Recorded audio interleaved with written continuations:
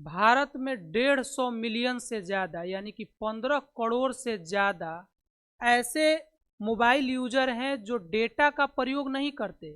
सिर्फ उनके पास जो है ना, ये सिंपल फीचर कीपैड वाले मोबाइल हैं जिनमें डेटा का कोई यूज नहीं होता है।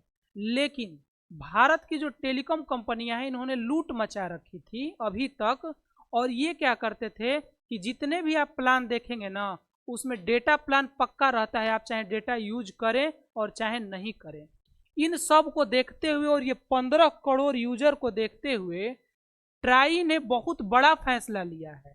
Telecom regulatory authority of India ने एक बड़ा फैसला लिया है और सभी टेलीकॉम कंपनियों को कहा है कि अगले 30 दिनों के अंदर आपको ऐसा प्लान लाना है जो केवल, ध्यान से मेरी बात को समझिएगा, जो केवल वॉइस कॉलिंग, समझिएगा, वॉइस कॉलिंग एंड एसएमएस के लिए केवल हो। मतलब ये 15 करोड़ लोग जब डेटा का यूज करते ही नहीं हैं तो इनको ज़बरदस्ती आप डेटा थोप नहीं सकते हैं।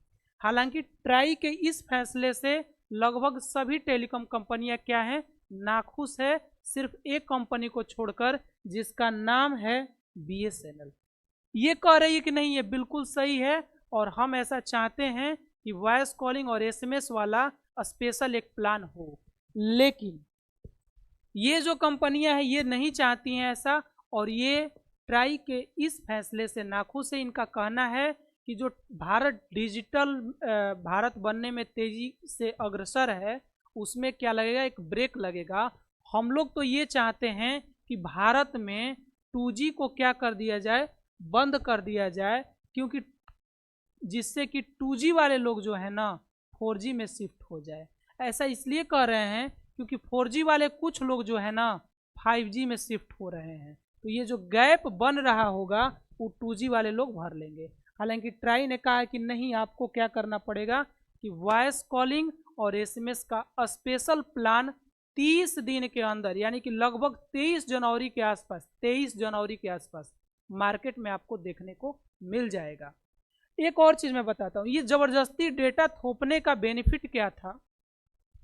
इन टेलीकॉम कंपनियों का जो है ना ARPU बहुत तेजी से बढ़ गया था, और हाल ही में आप सुने होंगे कि रिचार्ज का रेट भी जियो और एयरटेल बाकी कंपनियों ने तेजी से बढ़ाया था। इन लोग का जो उद्देश्य है ना, अपना ARPU लगभग 305 के पार करना। अब ARPU क्या होता है, एवरेज रेवेन्यू पर यूजर, मतलब एक व्यक्ति से एक जो व्यक्ति है वो कितना पैसा कंपनी को देता है अपना डेटा और मोबाइल यूज करने में।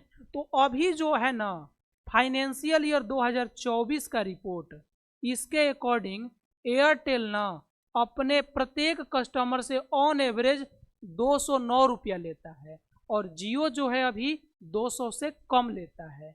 और इन दोनों का टारगेट है, कहना है कि कम से कम 305 के पार हमारा होना चाहिए, क्योंकि दुनिया में और देशों में जो है ना ARPU बहुत ज़्यादा है और भारत में सबसे कम है। ध्यान से बात को मेरी समझिएगा।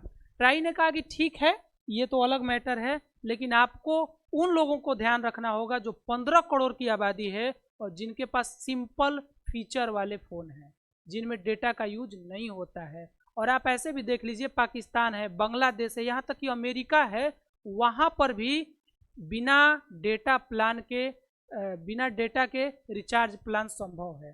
तो आपको ये करना ही होगा और तब जाकर के ये 15 करोड़ लोगों को कुछ बेनिफिट होगा। एक बड़ी, और आप भी बताइए, एक बहुत बड़ी आबादी है जो सिंपल फीचर फ़ोन का यूज़ करती है, और एक बड़ी आबादी ऐसी भी होगी जिसके पास अभी फ़ोन ही नहीं होगा। तो कितना ज़्यादा उनको घाटा होता था और टेलीकॉम कंपनियां कितनी मनमानी करती थी।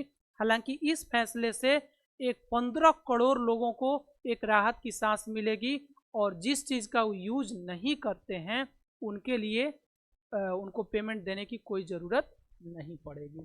ठीक है, यह जो चेंज लाया गया है ना, यह पार्ट है telecom consumer protection 12th amendment regulation 2024 और telecommunication tariff 70th amendment order 2024 का। और यह बदलाव 30 दिनों के अंदर हो जाना चाहिए। ऐसा ट्राई ने कहा है सभी टेलीकॉम कंपनियों को। तो ये जानकारी आपको कैसी लगी, और हमने प्रयास किया इस सूचना को आपके बीच बिल्कुल आसान भाषा में पहुंचाने का। तो आपका कमेंट हमारे लिए मायने रखता है। मिलते हैं नेक्स्ट वीडियो में, तब तक के लिए धन्यवाद।